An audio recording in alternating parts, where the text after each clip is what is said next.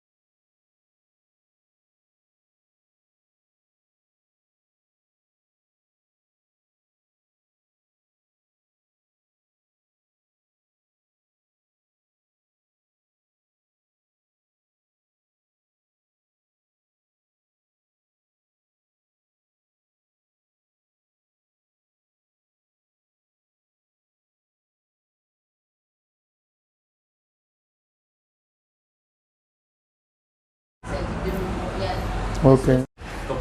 Ok. Bien, donc, comme je le disais tantôt, après le travail de la CONARIF, ce travail s'est sanctionné par la production d'une liste de 316 000 victimes, liste consolidée des victimes, et le rejet de plus de 500 000 dossiers de victimes.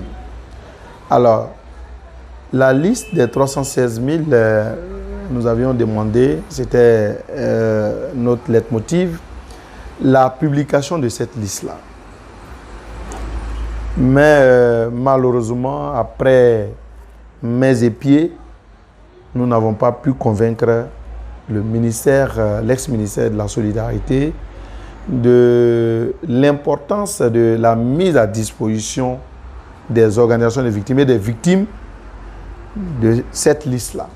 Alors, le ministère nous rétorque que c'est une liste confidentielle et que véritablement il serait gênant pour des victimes, des noms affichés, ça va envoyer d'autres préoccupations, ça va... Nous les avons rassurés sur notre responsabilité, sur la confidentialité. Il faut faire la différence entre ce qui est secret puis ce qui est confidentiel. Nous sommes des organisations de victimes. Nous avons participé à l'opération.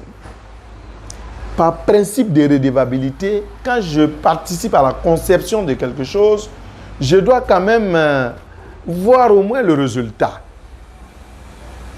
On peut ne pas publier pour que toutes les victimes voient, mais nous, en tant que responsables des victimes, on devait quand même nous permettre d'y avoir accès afin d'orienter, mieux orienter les victimes.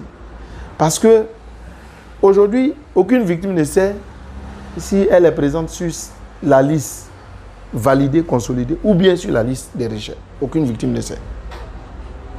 Donc, c'est dans le billard. Vous partez et puis bon, voilà, si vous avez la chance que votre nom est là-bas. Et nous avons déploré cette méthode. Et finalement, nous avons même proposé qu'il soit notifié. Si on ne peut pas publier la liste des victimes, qu'on puisse au moins notifier aux victimes leur présence sur cette liste, par SMS et de manière récurrente, vous figurez sur la liste. En ce moment-là, la victime, déjà moralement, psychologiquement, elle est satisfaite, elle se dit, un jour, je pourrai avoir réparation. Mais nous avons commencé cette, comment on appelle, la notification jusqu'à présent aussi n'a pas encore été actée. C'est une proposition que nous avons faite. Nous étions sur le dossier avec Madame Marie et tout. Et donc, finalement, nous avons opté en tant que fêtière des organisations des victimes. Il faut toujours chercher, innover. Alors donc, en amont, nous disons, bon, voilà, nous-mêmes, nous allons concentrer les requêtes des victimes au niveau de la COVICI et nous les présentons au ministère pour vérification. C'est dans cette dynamique-là que nous sommes actuellement. Nous avons pu répertorier une liste de 700 victimes que nous avons adressées au ministère pour vérification et en pleine vérification, le remaniement est intervenu, ce qui fait que jusqu'à présent, cette liste-là est bloquée. Donc, pour vous dire que jusqu'à présent, cette liste-là n'est pas encore disponible et le ministère avait avancé plusieurs raisons parce que disait que la liste même était illisible. Elle-même, le ministère avait des difficultés pour lire que c'est des dossiers des victimes qui leur ont été adressés. Donc, vraiment, c'était compliqué pour le ministère de dégager une liste. Bon, nous avons trouvé que c'était trop lourd et qu'il fallait aller à la production d'une liste et la mettre à la disposition. Même si c'est le cas des VBG, nous savons qu'il y a des cas, effectivement, qu'on ne peut pas publier comme ça. Voilà. Les cas des VBG, c'est des cas vraiment... Voilà. Tout ça, il y a quand même une certaine flexibilité quand même qui pouvait nous être accordée. Mais nous sommes encore sur le dossier et nous pensons peut-être à force d'argumenter, d'échanger, nous pourrons parvenir à la publication ou même à la mise à disposition des organisations des victimes de cette liste-là. Voilà donc l'histoire de la liste. Alors donc je parlais de la... Voilà. Ok. Bien, l'histoire des crimes, il faut dire que, comme je l'ai dit, hein, tout est parti de... Pour nous, l'histoire récente des crises que nous savons, que nous avons vécues, date de 90.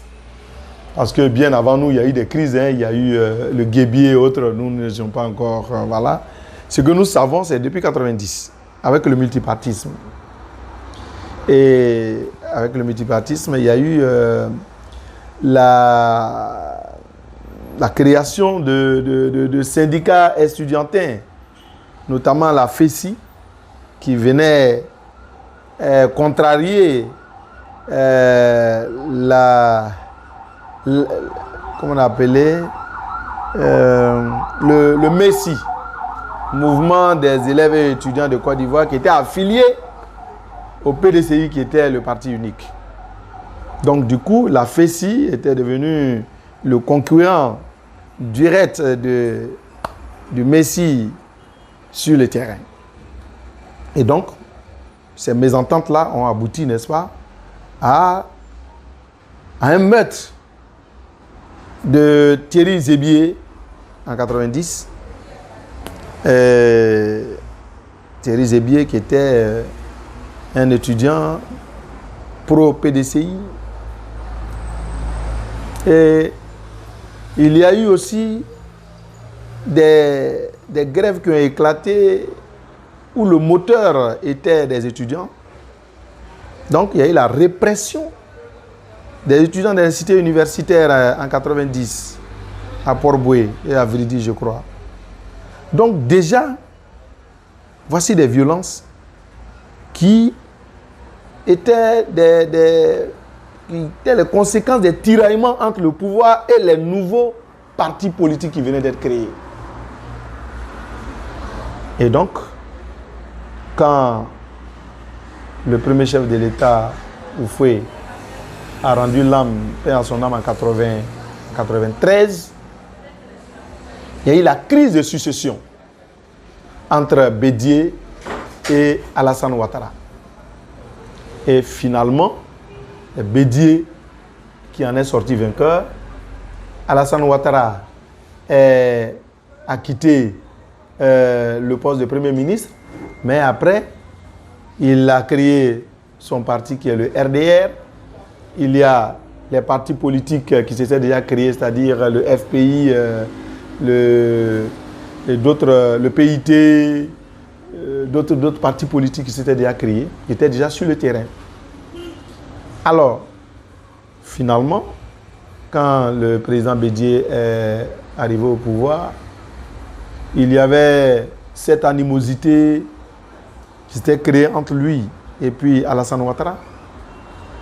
Et finalement, le RDR, qui était le parti d'Alassane, s'est allié au Front populaire ivoirien pour créer ce qu'on a appelé le Front républicain. Alors, pour contrarier le PDCI qui était au pouvoir avec Henri Konan Bédié. Et les élections de 1995 ont été boycottées par le Front républicain. Parce que Bédié, en son temps, le pouvoir trouvait que le président Alassane Ouattara ne pouvait pas candidater. Il avait des soucis de nationalité. Et donc, l'histoire a fait que Zoro Bibale, que vous connaissez, a pu délivrer un certificat de nationalité à Alassane qui a été contesté. Donc, on est resté dans cette, cette querelle intestine entre des partis politiques, entre des personnalités politiques. Donc, en 1990, il y a eu le boycott actif qui a été organisé par la majorité des partis d'opposition. Le président Bédié est allé en compétition avec le président Vaudier, avec le professeur Vaudier du PIT. Et Bédié est sorti vainqueur de cette compétition électorale-là en 1995. Et là-bas, il y a eu quand même des violences. Des violences puisqu'il y a eu des urnes qui ont été cassées, il y a eu des empêchements de vote. Mais bon, ça s'est soldé quand même par la victoire de Henri Konan Bédié qui a commencé à déployer, n'est-ce pas, son programme de gouvernement. Mais durant toute cette gouvernance-là, la tension était toujours vive. Les questions de nationalité étaient devenues récurrentes. La question d'ivoirité est apparue. Alors, il y a eu des interprétations diverses. Chacun donnait son interprétation de de ce néologisme.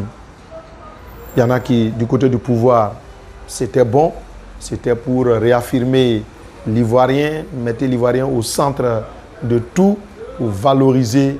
Voilà. Maintenant, de l'autre côté, on percevait ça comme étant une manière d'exclure des personnalités, notamment les personnes du Nord. Donc, et ça a évolué ainsi jusqu'en 1999. L'atmosphère politique était vraiment polluée. Alassane Ouattara, je crois, il était à l'extérieur du pays. Gbagbo aussi était allé, je crois, au Gabon. Et voilà, le coup d'État est intervenu. Mais les militaires, il faut le dire, qui ont fait le coup d'État, pour eux, ils ne l'ont pas fait pour des questions politiques. Et là, je pense que vous devez mener des recherches, parce que les militaires se sont dit que le noyau qui a piloté le coup d'État, c'était le noyau qui avait été, je crois, était dans le contingent de l'ONU qui intervenait en RCA, en République centrafricaine, je crois, si j'ai bonne mémoire. Et donc, ils se sont retournés en Côte d'Ivoire et ils n'ont pas perçu leur per diem.